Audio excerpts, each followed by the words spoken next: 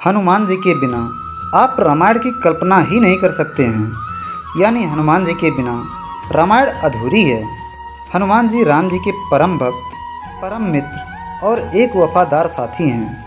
वे इतने बलवान, शक्तिमान और बुद्धिमान होते हुए भी अहंकार से बहुत दूर हैं। भगवान के बाकी सभी अवतारों के विपरीत, जिन्हें अपने उद्देश्यों को पूरा करने के बाद इस पृथ्वी को त्यागना पड़ा, वही हनुमान जी को शिव जी द्वारा एक विशेष वरदान प्राप्त था, जिसे मृत्युंजय वरदान कहते हैं, जिसका अर्थ है कि वे सदा अमर रहेंगे। तुलसीदास द्वारा लिखी गई हनुमान चालीसा में हनुमान जी की उदारता, महानता, उनकी निष्ठा, प्रेम और मित्रता का सम्मान करने के साथ साथ उनकी बुद्धि, भक्ति, शक्ति आदि सभी के विषय में लिखा है। हनुमान जी के जीवन से हम बहुत कुछ सीख सकते हैं, जो हमारी बेहतर ज़िंदगी के लिए, हमारी सफलता के लिए बहुत ही ज़रूरी है। आइए हनुमान जी से सीखते हैं सफलता के 8 गुण, जिन्हें अपनाने पर हमारी ज़िंदगी बदल जाएगी। नंबर 1, अहंकार कभी ना करें, सदा झुककर रहें। जब हनुमान जी सीता जी का समाचार लेकर सकुशल वापस आए तो सभी ने उनकी प्रशंसा की।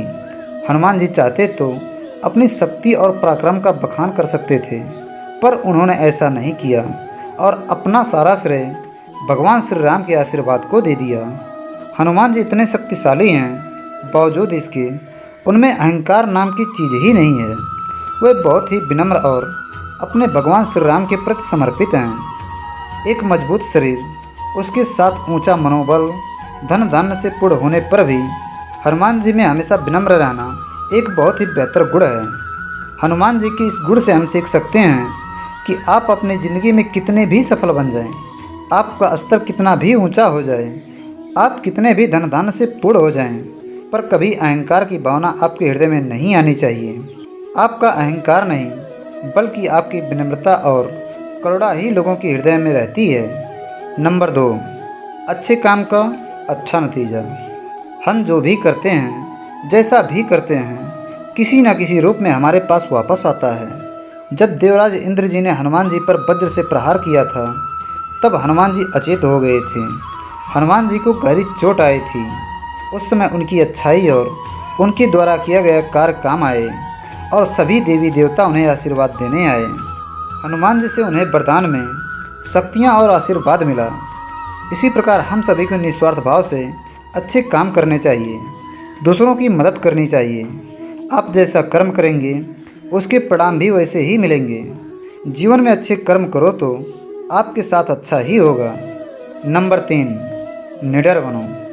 हनुमान जी निडरता का उदाहरण हैं। निर्भय होकर अकेले लंका जाते हैं और पूरी लंका को जलाकर वापस आ जाते हैं। हालांकि हम सभी हनुमान जी की तरह शक्तिशाली नहीं हैं, पर अपने फैसले हम सभी को निडरता के साथ लेनी चाहिए। अन्याय के खिलाफ निर्भय होकर आवाज़ उठानी चाहिए। अपने आप पर भरोसा रखना चाहिए, क्योंकि यही आपको निडर बनाता है। नंबर 4, वफादारी। रामायण में हनुमान जी ने कई बार प्रभु श्री रामचंद्र जी के प्रति अपनी निष्ठा का परिचय दिया है। सुग्रीव और बाली के आपसी संघर्ष के वक्त प्रभु राम को बाली के वध के लिए राजी कराए और उन्हें विश्वास दिलाया कि सुग्रीव ही उनकी मदद कर सकते हैं। इस तरह से हनुमान जी ने सुग्रीव और प्रभु श्री राम दोनों के कार्यों को अपने बुद्धि और चतुराई से सुगम बना दिया। यहाँ हनुमान जी की मित्र के प्रति परम निष्ठा और आदर्श स्वामी भक्त दोनों होने का काम बहुत चतुराई और वफादारी से किया। हनुमान जी से इस कार्य से हम सीख सकते हैं कि सभी को एक वफादार व्यक्ति बनना चाहिए। नंबर 5, हनुमान जी को जो भी कार्य सौंपा गया, उन्होंने उसे हर हाल में पूर्ण किया। अपने कर्तव्य को निभाने के प्रति उन्होंने कभी नकारात्मक सोच का प्रयोग ही नहीं किया, जैसे मैं नहीं करूँगा, मैं नहीं कर पाऊँगा, मैं समझ नहीं पा रहा इसलिए नहीं कर पाऊँगा। जिस वक्त लक्ष्मण रणभूमि में मूर्छित हो गए थे, उनके प्राणों की रक्षा के लिए हनुमान जी को संजीवनी बूटी लाने का काम सौंपा गया था, जबकि हनुमान जी को संजीवनी बूटी की पहचान ही नहीं थी। इसके बावजूद उन्होंने अपने अंदर विश्वास रखा और संजीवनी लेने चले गए। वहां पहुंचकर उन्होंने जब संजीवनी बूटी नहीं पहचान पाए तो पूरे पहाड़ को उठा लाए। हनुमान जी की इस कर्तव्यनिष्ठा से हम सीख सकते हैं कि मनुष्य को अपनी जिम्मेदारी के प्रति शंका स्वरूप नहीं, बल्कि समाधान स्वरूप होना चाहिए। नंबर 6, बिना स्वार्थ के काम करना।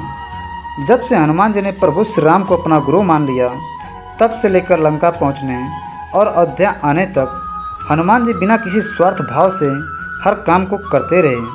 श्री राम के प्रति उनकी भक्ति निस्वार्थ थी। हम जब भी कोई काम शुरू करते हैं तो उसके लाभ, तो उसके परिणाम की चिंता पहले करने लगते हैं, जिससे हमारा बना बनाया काम भी बिगड़ जाता है। हनुमान जी द्वारा हम सीख सकते हैं कि काम करो, लेकिन स्वार्थ भाव से नहीं, बल्कि पूरी निष्ठा से, बिना किसी स्वार्थ के साथ। नंबर 7, भावनाओं को काबू में रखना।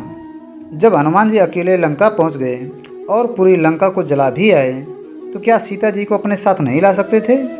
बिल्कुल ला सकते थे, पर हनुमान जी ने ऐसा नहीं किया। वह प्रभु श्री राम के दूत बनकर गए थे। उन्होंने सीता जी से कहा, मैं चाहूँ तो आपको अभी रावण की कैद से मुक्त कराकर ले जा सकता हूँ, पर मैं ऐसा नहीं करूँगा। मैं आपको रावण की तरह चोरी से नहीं ले जाऊँगा, बल्कि प्रभु राम रावण का वध करने के बाद पूरे सम्मान के साथ आपको लेकर जाएंगे। इस वक्त हनुमान जी अपने भावनाओं पर काबू रखा। उनकी इस गुण से हम सीख सकते हैं कि हमेशा अपने भावनाओं को काबू में रखना चाहिए। छोटी छोटी बातों पर हमें उत्तेजित नहीं होनी चाहिए। किसी भी स्वार्थ से विचलित होकर अपने लक्ष्य को नहीं त्यागना चाहिए। अपने इंद्रियों और मनोभावों को नियंत्रित कर अपने लक्ष्य के प्रति काम करना चाहिए। Number 8, management.